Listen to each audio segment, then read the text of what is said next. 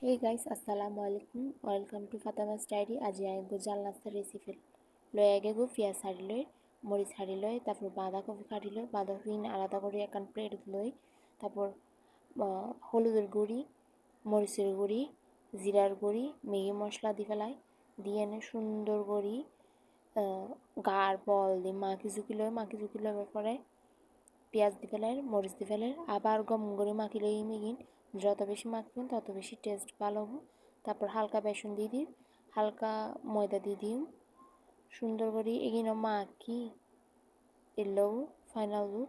তারপর প্যান লই, প্যান গরম গরম তেল হয়ে যাবার পরে আস্তে আস্তে করি নাস্তা গিন্দি ফেলাই, নাস্তা গিন্দি ফেলানোর পরে উল্টায় পাল্টায় বাজি লই ফেলাই, লাগানোর পরে গরম গরম পরিবেশন করে ফেলাম। এত যে মজা। আমরা তো যদি আর ভিডিও ভালো লাগে লাইক কমেন্ট শেয়ার দিই আর আইডি